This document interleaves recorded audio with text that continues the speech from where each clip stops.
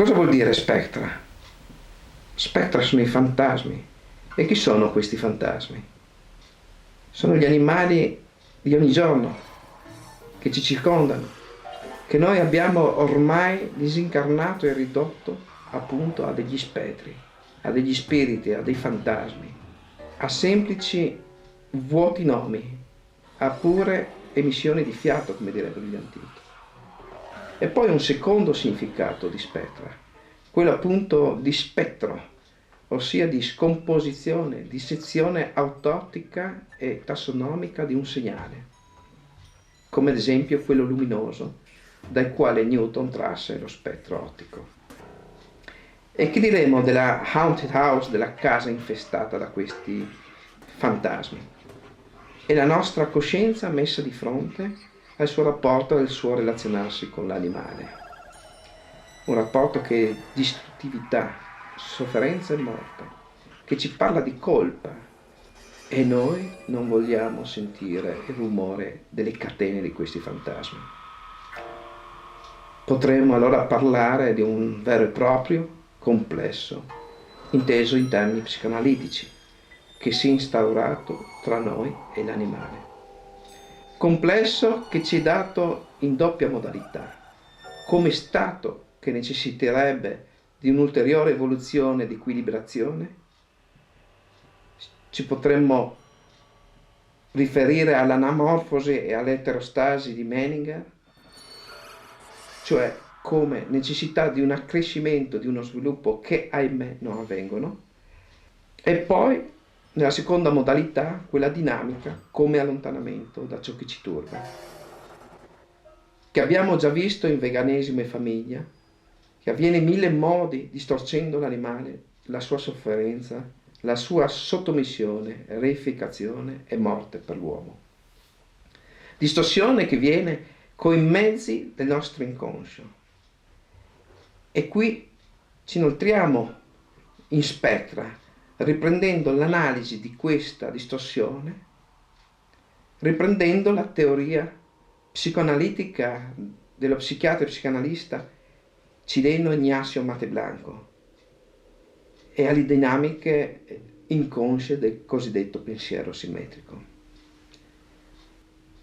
Allontanamento che, seguendo le dinamiche inconsce del complesso, si perde nei meandri, nei viadotti, nelle scorciatoie, nelle tracce della langue, desosorianamente intesa come prodotto storico e sociale, lungo le dimensioni metaforiche e metonimiche della Verdictum della Versibus in Freud, si perde nell'incessante metamorfosi del significato dell'animale, nelle sue inevitabili eclissi,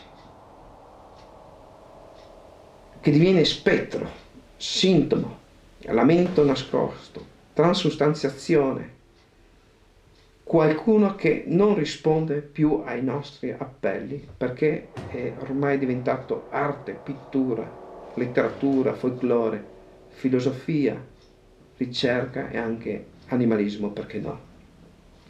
Questo animale spettro con cui abbiamo a che fare non è che una suddeterminazione infinita di significato, un eccesso di informazione, un segnale pulito, troppo pulito, quale mezzo informativo e tecnologico dell'uomo. E qui riprendiamo il discorso della tecné come pura distruttività e dominio dell'uomo. Recuperare l'animale in carne e ossa non può essere inteso allora come disturbo di questo segnale troppo pulito, di questo troppo di informazione, di questo troppo informatico. Il rumore bianco, ho scelto questa metafora per indicare l'animale contrapposto all'animale spettro. E la nebbia del televisore analogico, della radio non sintonizzata, e il moto browniano delle particelle nel phon, nell'aspirapolvere, sappiamo tutti, è la totalità ideale, quindi irreale, inesistente, perché impossibile da darsi, delle frequenze, che paragonandolo all'ottica la totalità delle frequenze sarebbe il bianco, per questo rumore bianco. E il rumore bianco è ciò che dovremmo opporre all'animale spettro come prodotto umano. Il rumore bianco è inteso come aleatorietà inafferrabile, come entropia proveniente dall'esterno, come concretismo. In Spectra ho detto che l'animalismo è concretismo, citando Arnold Schoenberg che diceva: io dipingo un quadro e non una sedia. Perché allora riempire l'animale di noi stessi, di metafora, quando la metafora non è altro che il nostro riflettersi allo specchio? Ed è questa l'esteriorità e pluridimensionalità di cui ci parla anche Ignacio Mate Blanco, per concludere il cerchio, la cui proposta terapeutica è proprio questa pluridimensionalità. E anche Mate Blanco diceva: non posso riempire d'acqua un vaso disegnato.